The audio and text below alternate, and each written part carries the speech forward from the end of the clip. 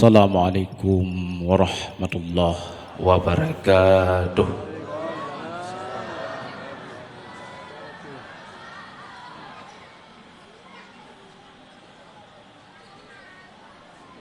Ajma'in al-Fatihah warahmatullahi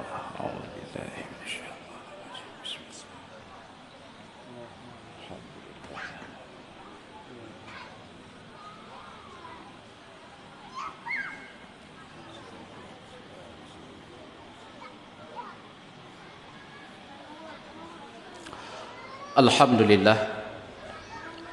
Alhamdulillahil ala badi'il hadi ila bayani ma'ya'ir rasyadi amadda arbaban nuhya warrasama syamsal bayani fis suduril ulama. Allahumma salli wa sallim ala sayyidina Muhammad wa ala alihi wa ashabihi ajma'in. Pertama-tama marilah kita sama-sama memuji Allah,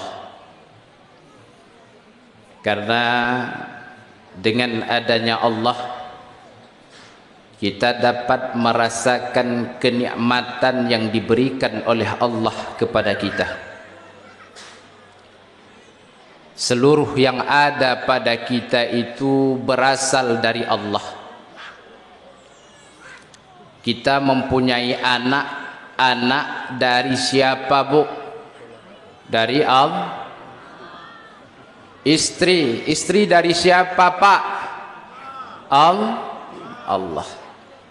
Suami dari siapa, Bu? Allah. Maka semua yang ada pada diri kita itu berasal dari Allah Subhanahu wa ta'ala. Maka harus bagi kita untuk memuji Allah, karena Allah memberikan nikmatnya kepada kita. Dan salawat kepada Rasul Junjungan Alam Baginda Muhammad sallallahu alaihi wasallam. Dengan adanya Rasul kita dapat mengetahui kebenaran. Dengan adanya Rasul dapat kita mengetahui syariat yang diturunkan oleh Allah. Maka karena itu kita mengerjakan salat, itu syariat Allah.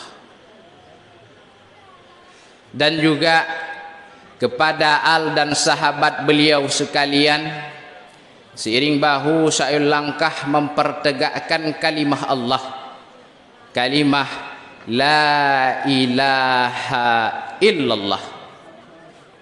Dan kepada alim ulama, penghormatan kita kepada guru kita, kepada mursyid kita, wali agama Aceh, yaitu Abuya Syekh Haji Amran Wali Al-Khalidi. Mudah-mudahan Allah Ta'ala panjangkan umur guru kita, Allah sehatkan badannya, Allah mudahkan perjuangannya untuk membersihkan kotoran-kotoran yang ada di dalam nafsu-nafsu kita. Juga penghormatan kita bersama kepada guru kita Abu di Kubah, Allahumma ghfir lahu. Mudah-mudahan Allah Ta'ala ampunkan segala dosa-dosanya dan Allah tempatkan beliau di taman-taman syurganya. Amin, amin ya rabbal alamin. Dan juga penghormatan kepada Abu Pimpinan Dayah Darul Hasanah Singkil. Jadi ibu-ibu begini, diminta nomor HP saya itu dari kawan saya oleh Ustadz Ajran. Jadi setelah itu beliau mencat saya, Assalamualaikum Ustadz, di mana Ustadz sekarang? Saya jawab di Ketapang Indah. Jadi ini ibu jangan terkecoh nanti ibu. Jadi di postur itu tertulis Tengku Fahrul Azhar dari Aceh Besar. Tapi saya duduknya di Singkil, Bu. Yaitu di Ketapang Indah. Tapi boleh juga kalau dianggap saya dari Aceh Besar. Jadi kalau nanti dalam ceramah saya salah-salah sedikit, maklumi saja, Bu. Jauh Aceh Besar itu. Maklumi saja, Bu. Dah jauh Aceh Besar. Jadi penghormatan selanjutnya kepada wali MPTT Aceh Singkil yang berhadir pada malam hari ini. Penghormatan juga kepada Ketua MPU, alhamdulillah berhadir pada malam hari ini, yaitu Ketua MPU Aceh Singkil, dan juga hadir pada malam hari ini MPU Provinsi Perwakilan Aceh Singkil, dan hadir juga Kepala UMKM Aceh Singkil, juga hadir bapak-bapak geci, dan juga hadir pimpinan dayah Darul Istiqamah yaitu Ayah Man, dan juga hadir ibu-ibu hajah, bapak-bapak haji, dan juga penghormatan saya kepada seluruh panitia, penghormatan saya juga khususnya kepada hadirin dan hadirat yang dirahmati oleh Allah Subhanahu wa ta'ala. Jadi ini, Bu, goyang sedikit, Bu. Goyang. Jadi goyangnya itu bukan karena badan saya besar ini. Jadi memang sedikit gugup berdiri di samping MPU Aceh Singkil, berdiri di samping utusan MPU Aceh Singkil ke provinsi. Saya ini bukan apa-apa, cuma lulusan pesantren, Bu. Dan pesantrennya itu enggak lama-lama kali juga. Cuman karena telah diminta oleh guru kita pada malam hari ini untuk mengisi acara Isra Mi'raj, maka saya hadir. Walaupun kadang-kadang ataupun walaupun diri saya ini kurang pantas sebenarnya untuk menyampaikan hal itu di depan pimpinan-pimpinan dayah, di depan MPU, di depan wali-wali dan pemuka-pemuka agama. Jadi kalau ada salah dan silap mohon dimaafkan, dan wajib untuk bapak-bapak, ustadz-ustadz untuk memperbaiki kesalahan saya itu. Jadi Isra Mi'raj. Oh iya, ta'aruf dulu, lupa.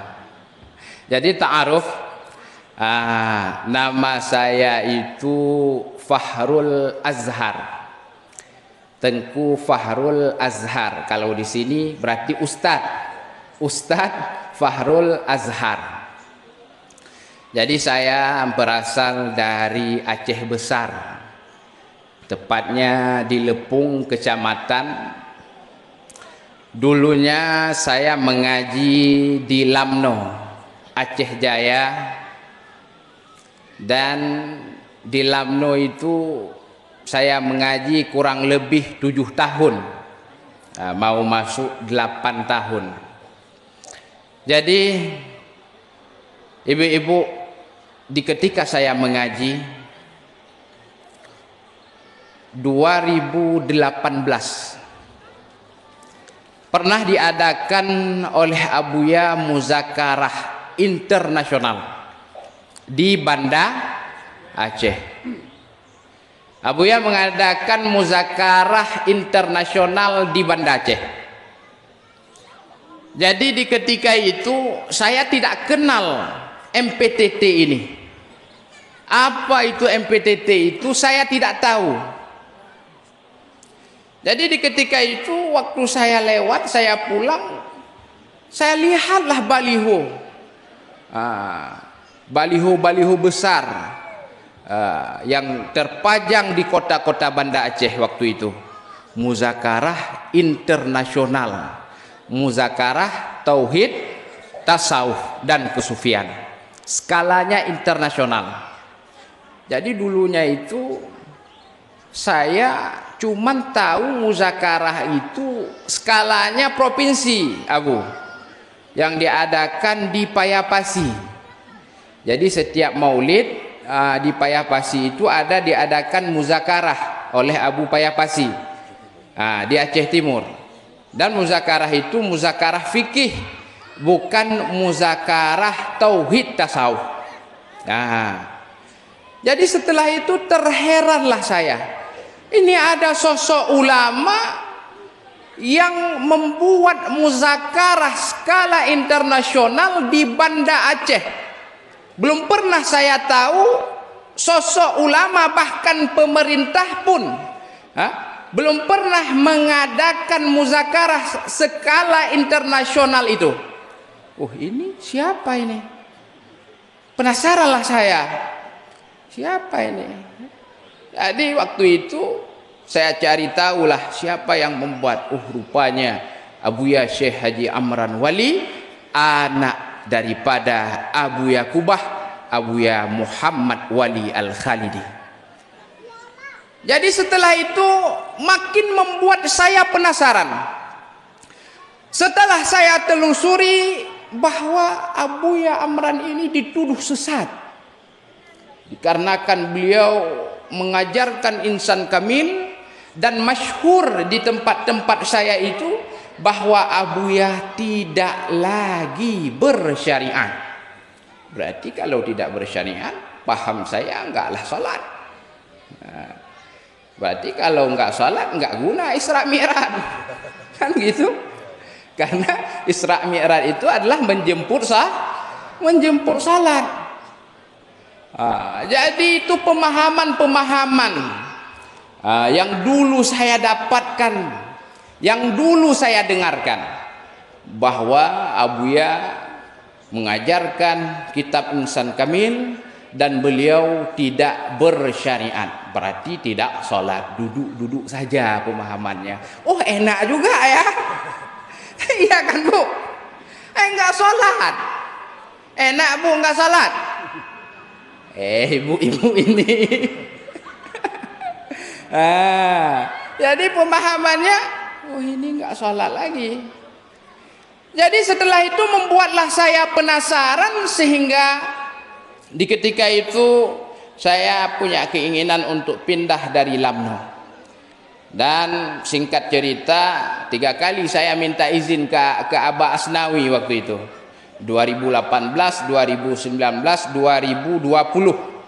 3 kali baru tembus izinnya rupanya. Rupanya percobaan itu harus diulang-ulang. Padahal Aba Asnawi, almarhum Aba Asnawi, mudah-mudahan Allah Ta'ala ampunkan dosa-dosanya, dan Allah tempatkan beliau di taman-taman surganya. Amin. Amin ya rabbal alamin. Jadi Aba Asnawi tidak tahu, Abu, saya itu mau pindah ke Pauh. Jadi ketika saya minta izin untuk terakhir kalinya, Abah, kalau bahasa Acehnya, Abah lu nyok kena pindah halom Abah. Kalau bahasa Indonesia, Abah saya mau minta pindah lagi nih Abah. Kemana kamu mau minta pindah? Kemarin kamu minta pindah, sekarang kamu minta pindah. Kemana sebenarnya kamu mau minta pindah itu? Saya jawablah, Abah, saya mau pindah ke Labuhan Haji, Abah. Jadi pemahaman Aba Asnawi di ketika itu, mau ambil berkah.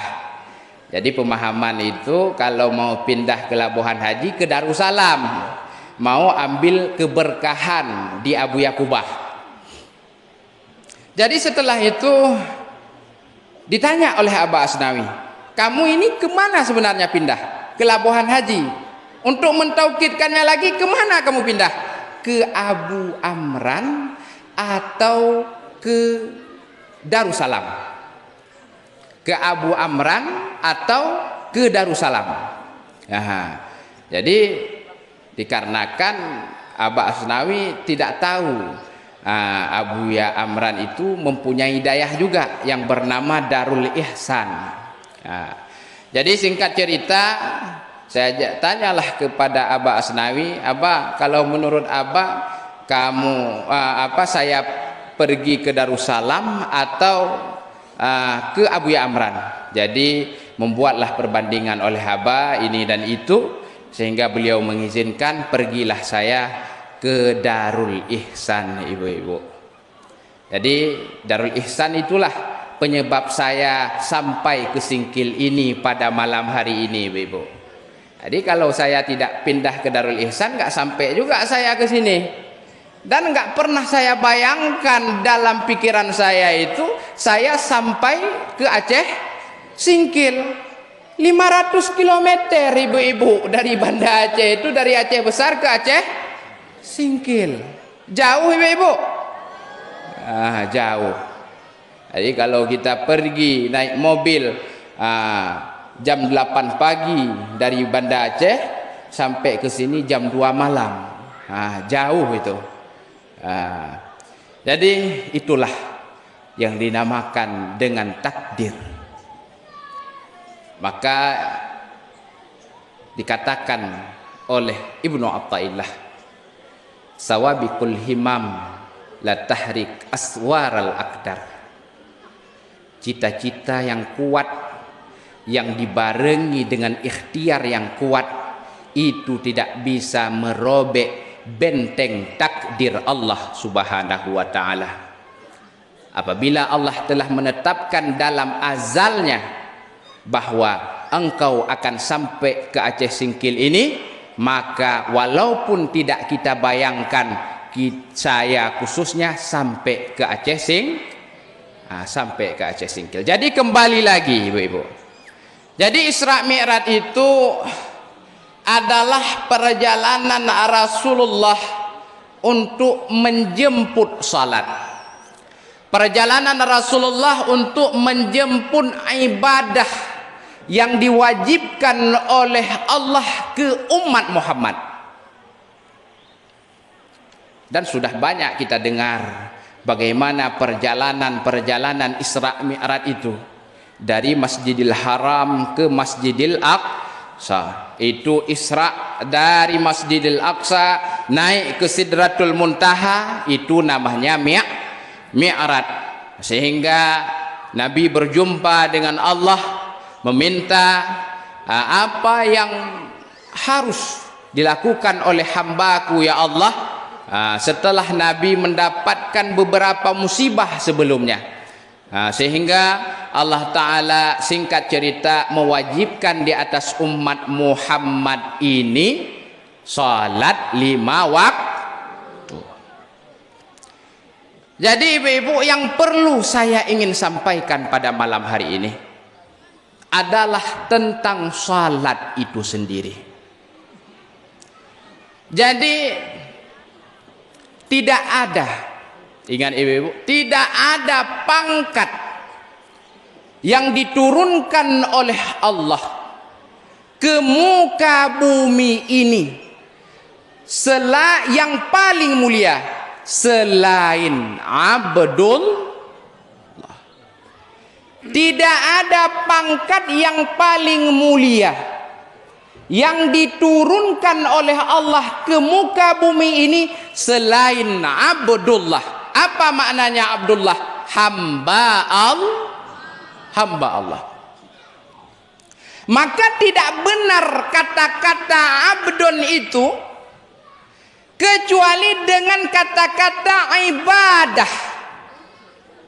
Tidak akan benar label hamba kecuali dengan kita menghambakan diri kepada Allah. Tidak akan benar kata-kata abdun kecuali dengan kita salat kepada Allah. Maka baru benar kata abdun setelah adanya ibadah. Baru benar kata-kata ibadah setelah adanya khusyuk dan ikhlas. Jadi abdun hamba. Tidak akan benar kata-kata hamba, pangkat yang tinggi yang diturunkan oleh Allah, kecuali dengan adanya ibadah. Tidak akan benar ibadah itu kecuali terdapat khusyuk dan ikhlas. Maka baru sampai, yaitu apabila seseorang dia melakukan salat dengan baik, maka dia melebihi S1, S2, S3. Kenapa Buya mengatakan kalau seseorang melakukan salat dengan baik, benar syarat dan rukunnya, dia dalam melakukan ibadah hudur hatinya, dan dia khusyuk dan ikhlas dalam ibadahnya, maka dia itu melebihi S1, S2, S3. Kenapa? Karena pangkat yang kita dapatkan berasal dari Allah, bukan daripada manusia. Tidak ada pangkat yang lebih tinggi yang diturunkan oleh Allah kecuali kata-kata Abdullah. Maka berbicara tentang ikhlas. Ikhlas ini susah. Ikhlas ini susah.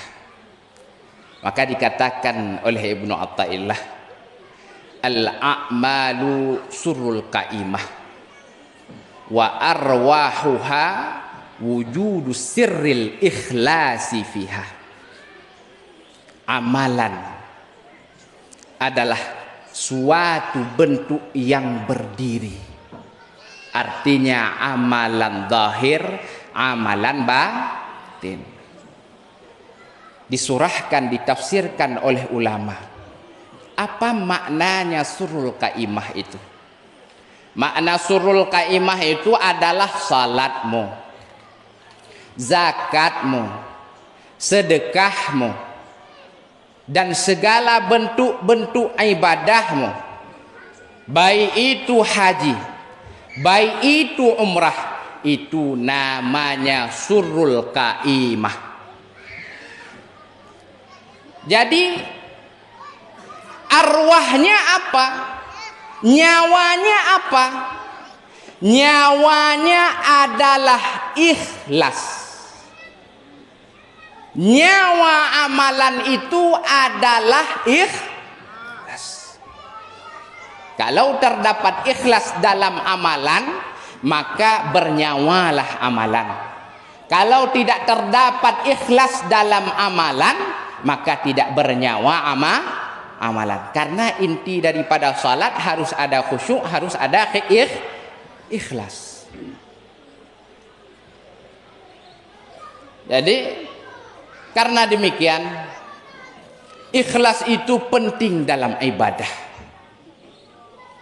Dikarenakan dijelaskan, kalau seseorang tidak ada ikhlas di dalam salatnya, kalau seseorang tidak ada ikhlas dalam ibadahnya, maka yang akan muncul apa? Riyah. Yang akan muncul apa? Syirik khafi. Betul wali? Jadi dalam ibadah kalau tidak ada ikhlas, riyah. Kalau tidak ada ikhlas, syirik khafi. Kalau tidak ada ikhlas, hudud duniawi. Dengan makna kita mencari keuntungan dunia. Ini saya sholat misalkan untuk dihormati oleh kawan-kawan. Ini saya sholat misalkan untuk dihormati oleh menantu misalkan. Ini saya salat misalkan untuk dihormati oleh mertua misalkan. Jadi ketahuilah, kalau kita salat dikarenakan menuju kepada hal yang dunia, ketahuilah salat itu tidak akan istiqamah. Dengan makna satu hari ada, satu hari tidak ada, bolong-bolong. Kenapa? Penyebab solat kita itu kadang-kadang kita itu ada sekali, ada tidak ada sekali. Tigona tigotan nyo bahasa Aceh. Jadi ini susah kali ibu-ibu. Susah kali. Dikarenakan saya itu harus mentranslate dulu. Dari bahasa Aceh ke bahasa Indonesia. Jadi jadi maklumi saja ibu-ibu kalau jadinya bahasa itu kayak gaduh-gaduh ya ibu-ibu. Jadi maklumi saja.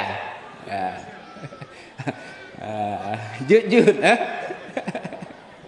Jadi maka dijelaskan ikhlas itu ada 3 makam. Ikhlas itu ada 3 makam. Ini karena disebutkan dalam makalah tadi, dalam salat kalau salatnya baik itu harus ada hudur hati, harus ada khusyuk, harus ada ikhlas. Jadi ikhlas itu 3 makam. Makam yang pertama adalah ikhrajul khalqi an muamalatil haq, bahwa dia itu mengeluarkan makhluk-makhluk daripada menyembah Allah Ta'ala, daripada muamalah dengan Allah Ta'ala. Walaupun dalam ibadahnya kadang-kadang ada hudud dunia, walaupun kadang-kadang dalam ibadahnya ada maksud akhirat, ada maksud dunia, ada maksud akhirat. Contoh, ini misalkan salat duha.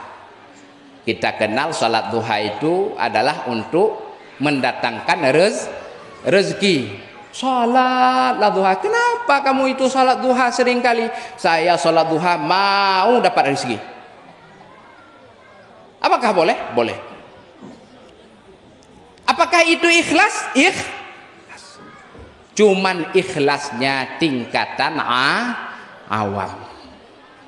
Jadi ketahuilah yang berharga pada sisi Allah itu 3 saja. Awam, khawas, khawas. Di bawah itu munafik, itu tidak ada harga pada sisi Allah. Jadi kalau kita misalkan ikhlas, cuma ikhlas kita itu landasannya awam, maka sudah ada nilai, maknanya sudah harga, ada harga di sisi Allah walaupun awam. Ini saya Pak Ustadz mau salat duha untuk dapatkan rezeki Pak Ustadz. Boleh Pak Ustadz? Boleh. Ini Pak Ustadz saya mau salat duha Pak Ustadz untuk nambah istri Pak Ustadz. Boleh? Boleh. Contohnya itu. Karena begini ibu-ibu, manusia itu lucu kadang-kadang. Bagaimana maknanya lucu? Bahwa dikatakan ibrah yang paling baik itu, obat yang paling baik itu adalah di ketika kita pergi kepada tempat orang yang meninggal. Untuk apa? Untuk teringat kita kepada mati. Teringat. Cuman 1 hari. Ataupun teringat waktu itu saja, waktu dibaca Yasin wal Qur'anil Hakim, lepas itu udah lupa. Segitu saja teringat dia akan mati. Jadi ibrah yang paling baik adalah mati. Berarti kalau tidak ampuh lagi obat mati itu, nggak ada obat lagi dia. Udah habis obat. Udah habis Ini misalkan kalau kita pergi ke dokter, saya ini sakit Pak Dokter, saya mau diobati, dibilang sama dokternya, oh enggak lagi, kamu udah habis obatnya. Jadi begitulah ibrah yang paling baik, pelajaran yang paling baik untuk manusia itu adalah pergi ke tempat orang yang meninggal. Berarti kalau tidak ampuh lagi sudah habis berarti kalau udah habis obat itu gimana? Udah bisa naik mobil tambah. Tahu ibu-ibu mobil tambah apa? Mobil ambulan. Itu mobil tambah. Jadi kan ada label tambahnya, itu udah bisa naik itu. Itu mobil tambah namanya. Walaupun ditulisnya ambulan, tapi labelnya tambah obat maksudnya. Jadi kembali lagi. Jadi ketika pergi ke tempat orang meninggal, kadang-kadang sudah habis obatnya. Tapi lucunya ketika dia pergi ke tempat orang yang mengarak, pesta beralek gadang. Pergi ke tempat orang pesta, bagi bapak-bapak ini yang udah kawin mau teringat dia kawin satu lagi. Jadi begitulah. Ketika obatnya akhirat tidak ampuh, kalau pergi kepada obat keduniaan ampuh. Itulah lucunya kita. Kembali lagi bahwa ikhlas adalah jantungnya ataupun nyawanya ibadah, bahwa tidak akan bernyawa ibadah itu kecuali terdapat ikhlas, walaupun ikhlasnya awam.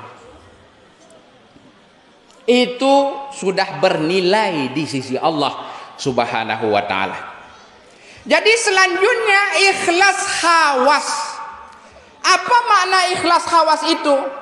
Dia mengerjakan ibadah kepada Allah karena mengharap limpahan rahman Allah di akhirat.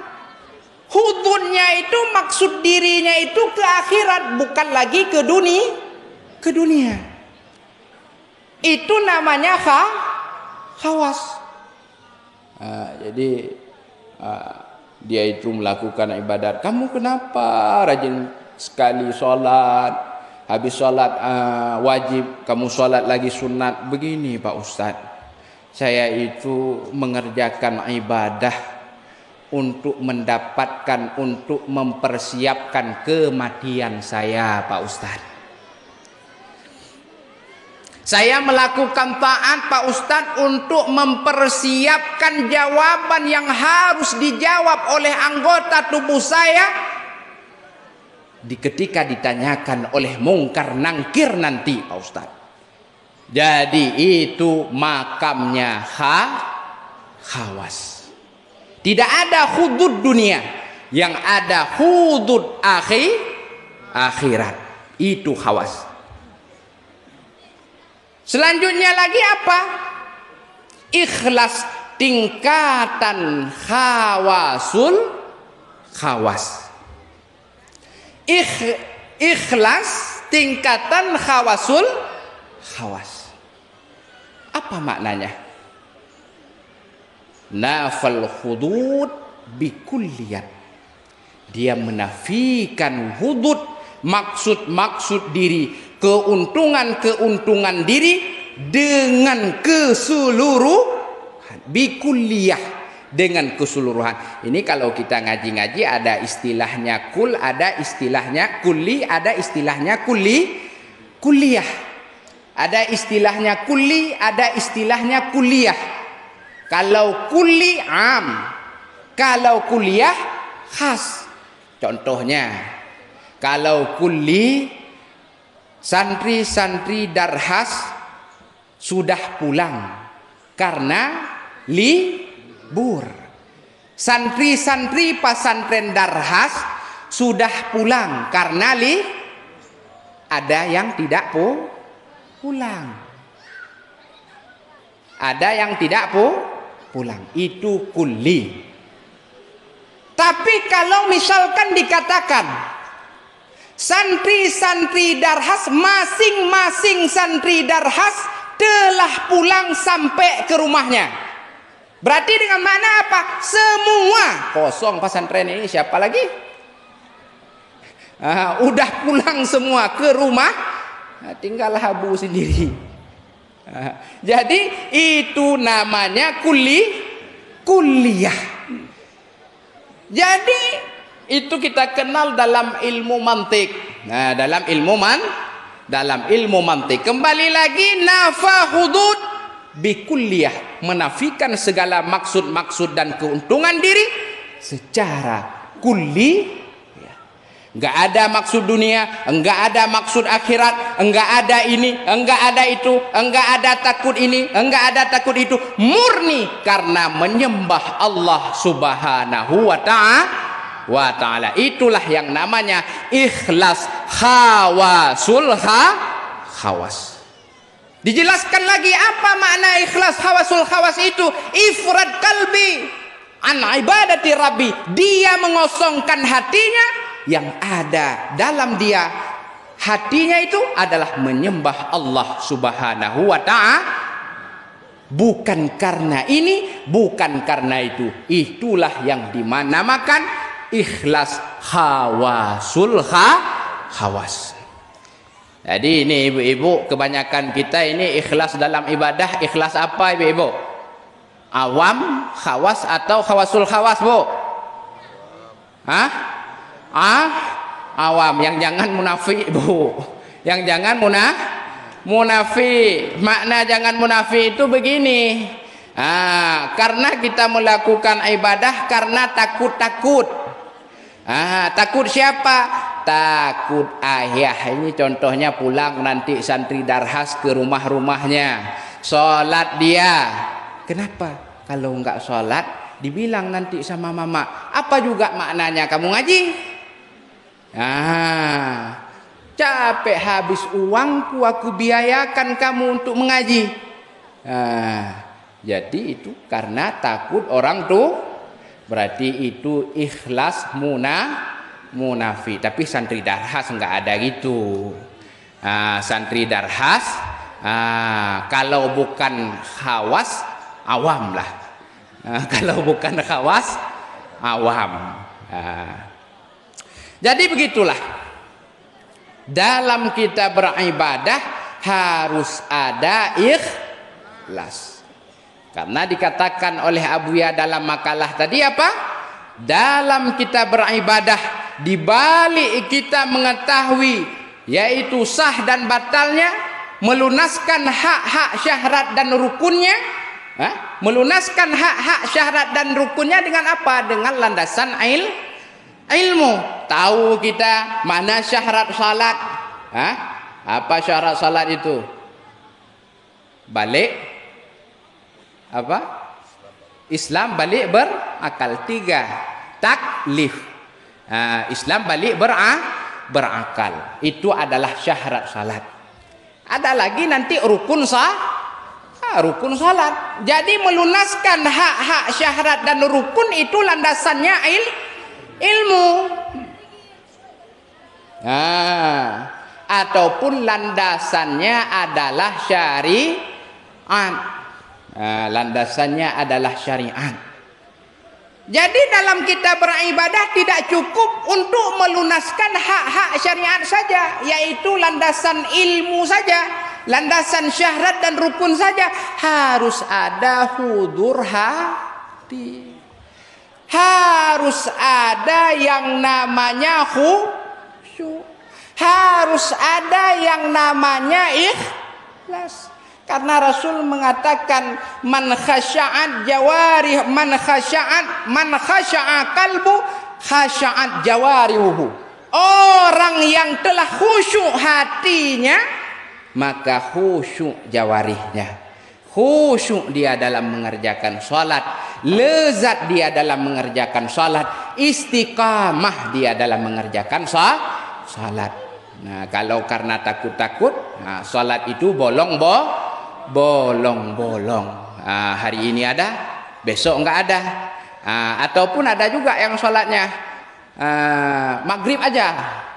Maghrib aja. Itu waktu kita lihat kalau hari dia itu celananya pendek, minum kopi sini, minum kopi sana, ngobrol sini, ngobrol sana. Waktu udah azan, Allahu Akbar, pulang dia mandi-mandi pakai jubah. Siapa ini?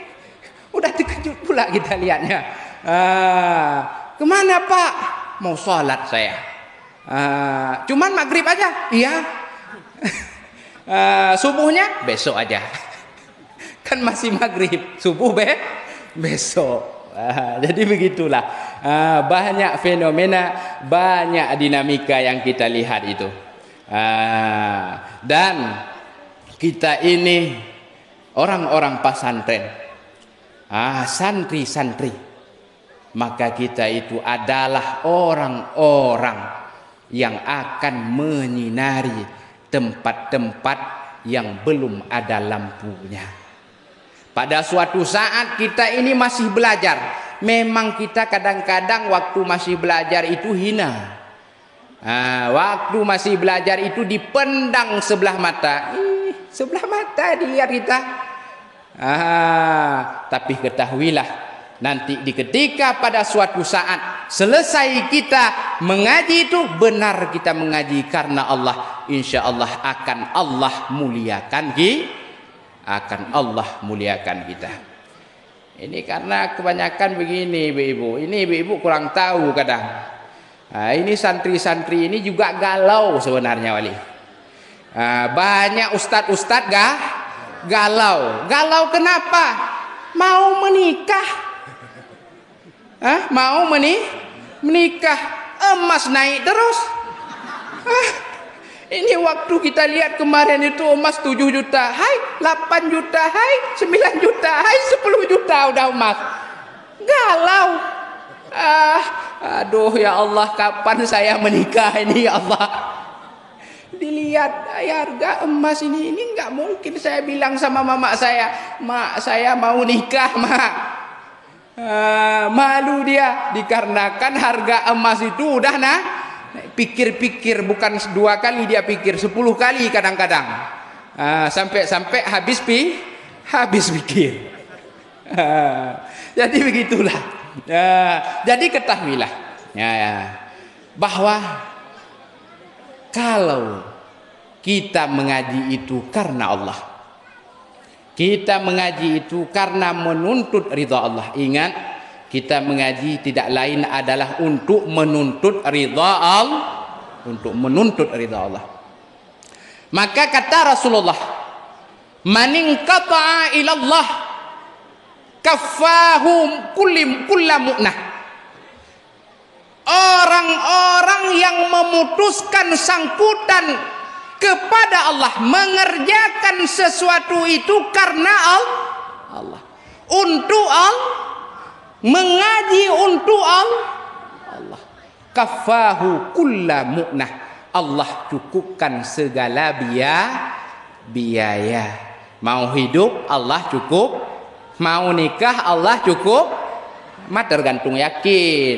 Tergantung yakin. Kalau yakin Allah cukupkan, insya Allah Allah cukupkan. Iyalah Ustaz itu mengecek pandai mana, ini udah kawin. Bukan begitu, saya juga dulu begitu. Saya juga begitu. Jadi cuma beda versi ya Bu, beda versinya. Yang pentingnya itu rahasia pula ya.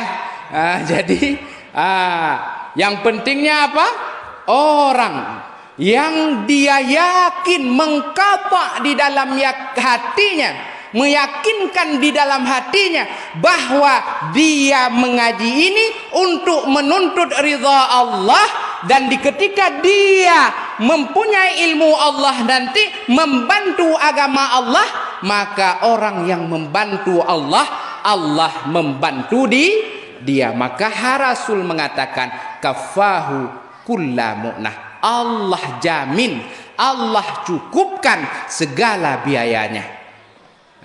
Warazakahu min haitsu la yahtasib, Allah memberi rezeki akan dia daripada sekira-kira dia tidak menyangkanya. Hai, ini apa ini? Misalkan udah datang orang ini Pak Ustadz sedikit misalkan, udah ada, kan begitu.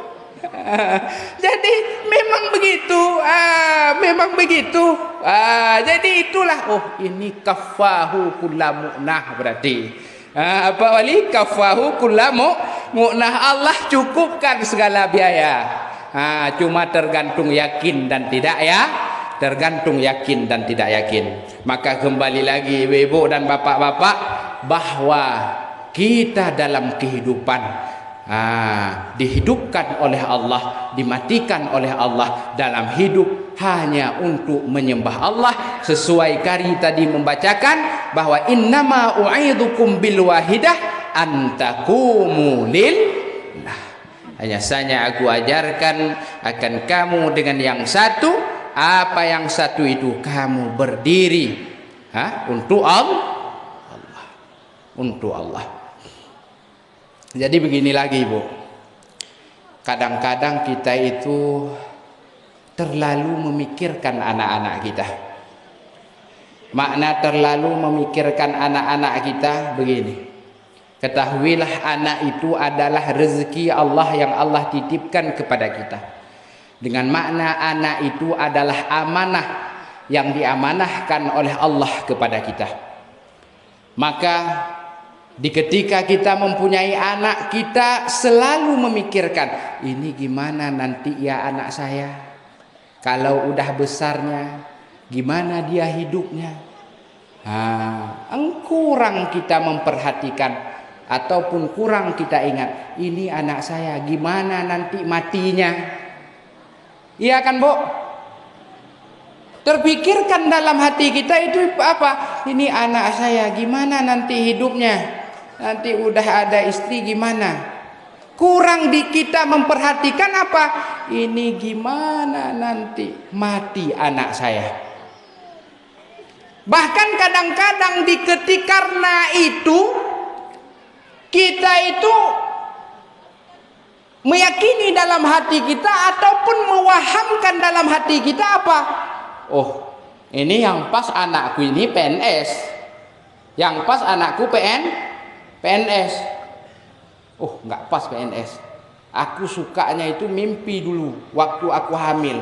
Apa anakku itu hijau-hijau? Apa hijau-hijau? Pakai baju loreng misalkan. Jadi tentara. Ataupun apa? Ini Pak Ustadz, ngidam saya Pak Ustadz. Ngidam apa, Bu? Saya mau lihat anak saya itu jadi polisi Pak Ustadz. Jadi apakah salah, Bu? Di ketika ibu-ibu itu teringat ataupun membayangkan ataupun ngidam, anak ibu-ibu jadi PNS, anak ibu-ibu jadi polisi, anak ibu-ibu jadi TNI. Apakah salah? Tidak salah. Yang salah itu apa? Yang salahnya adalah di ketika ibu-ibu bercita-cita anak ibu jadi polisi, jadi PNS, jadi TNI, tidak meniatkan, oh anak saya itu saya maunya jadi polisi yang beriman kepada Allah. Anak saya mau jadi PNS yang beriman kepada Allah. Oh, anak saya mau jadi bupati yang beriman dan bertakwa kepada Allah. Maka itulah yang harus kita tanamkan di dalam hati kita. Di ketika kita ada anak-anak amanah Allah, walaupun kita itu berkeinginan anak kita jadi PNS, jadi polisi, jadi tentara, titipkan dulu ke Darul Hasanah ini. Iya kan, Bu? Di sini dibina, ditempa keimanannya, takwanya, ibadahnya. Karena di ketika nanti dia sudah tamat daripada Darul Hasanah ini, terserah, Bu. Mau masukkan dia ke polisi, mau masukkan dia ke perguruan tinggi, mau masukkan dia ke tentara, silahkan. Yang penting imannya sudah tertata, takwanya sudah terbina. Itulah yang penting, Bu. Karena kita itu kadang-kadang menganggap bahwa dunia inilah yang penting. Akhirat itu kurang kita pentingkan. Padahal yang paling penting di dunia ini adalah pencipta dunia. Maka itulah innama u'idzukum bil wahidah an taqumu lillah. Hanya saja aku ajarkan akan kamu dengan yang satu, bahwa engkau berdiri untuk Allah. Maka makna berdiri itu apa? Kita kerjakan segala hal itu untuk Allah. Tidak ada yang lebih penting di muka bumi ini kecuali Allah. Suami, tidak ada yang lebih penting kecuali Allah. Penting Allah daripada suami. Istri, tidak ada yang lebih penting dari Allah. Penting Allah dari istri. Anak, tidak ada yang lebih penting kecuali Allah lah yang lebih penting daripada anaknya. Bahkan dikatakan oleh ulama, Syekh Zarruq mengatakan, engkau ingin tahu, apakah engkau ingin tahu apakah Allah itu menganggap dirimu penting? Maka beliau mengatakan, kalau engkau ingin mengetahui bahwa apakah pentingnya dirimu di sisi Allah, lihatlah dalam hatimu seberapa penting Allah pada dirimu. Orang yang menganggap Allah penting, maka Allah juga menganggap dia penting. Maka karena itu dikatakan, ana inda dhanna abdi bi, aku bagaimana sangkaan hamba-hambaku. Aku bagaimana sangkaan hamba-hambaku. Jadi kalau kita menganggap Allah penting, ketahuilah, yakinlah bahwa Allah juga menganggap dirimu penting. Siapa saja yang berlari satu langkah kepada Allah, maka Allah akan berlari 2 langkah kepada dirinya. Begitu yang dijelaskan oleh hadis-hadis qudsi. Maka dalam momen Isra Mi'raj ini, tidak ada yang lebih penting kecuali Allah Subhanahu wa ta'ala. Itulah yang Abuya ajarkan kepada kita. Beliau mengajarkan kepada kita apa? Tidak ada yang lebih penting, tidak ada tujuan yang paling mulia kecuali tujuannya kepada Allah Subhanahu wa ta'ala. Ditutup lagi oleh Syekh Zarruq apa yang beliau katakan, walhasil, kesimpulannya, tidak akan bersih dirimu daripada nafsumu, tidak akan bersih jiwamu daripada kekotoran jiwamu, kecuali engkau bersuhbah kepada seorang guru. Tidak bisa engkau menganggap penting Allah itu kecuali setelah ditarbiyahkan oleh guru mursyid. Kecuali dia itu menempuh jalan tarekat, kecuali dia itu menempuh jalan tarekat, bersuluk dia, bersuhbah dia kepada Syekh Kamil Mukammil, maka dengan hal itulah dia akan bisa mendapatkan kebersihan jiwanya, akan mendapatkan kesucian jiwanya setelah adanya takhalli, setelah adanya baru dilimpahkan oleh Allah tajalli. Maka poin yang paling penting, tidak bisa kita mendapatkan salat yang baik itu, tidak bisa kita mendapatkan titel yang baik itu, tidak bisa kita hudur hati kepada Allah, tidak bisa kita khusyuk dalam kita beribadah, tidak bisa kita ikhlas kepada Allah pada makam khawasul khawas ataupun khawas, karena dijelaskan awam itu banyak orangnya. Bahkan fukaha dijelaskan oleh ahli-ahli tasawuf, kebanyakan ulama fukaha itu ikhlasnya ikhlas awam. Kalau dia itu tidak bersuhbah kepada Syekh Kamil Mukammil, tidak bertarekat dia, tidak bersuluk Maka untuk mendapatkan ikhlas khawas ataupun khawasul khawas, harus ada yang namanya bertarekat, harus ada yang namanya bermursyid, harus ada yang namanya bersuluk.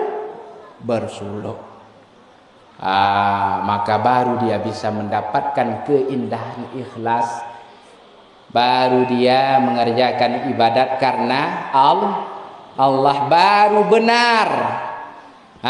Yang dikatakan dalam makalah tadi apa? Bahwa inna salata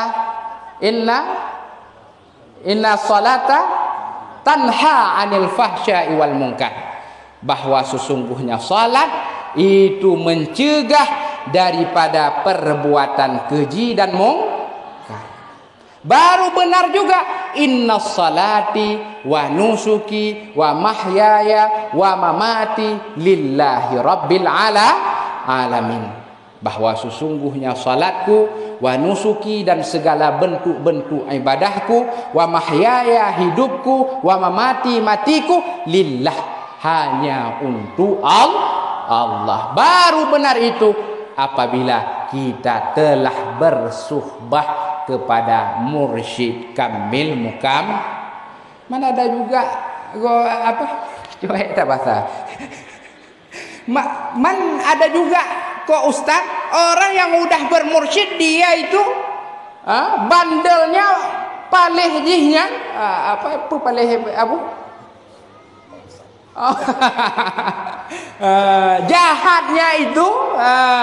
jahatnya itu lebih parah daripada dia itu sebelum bersuhbah, sebelum bermursyid. Kenapa itu?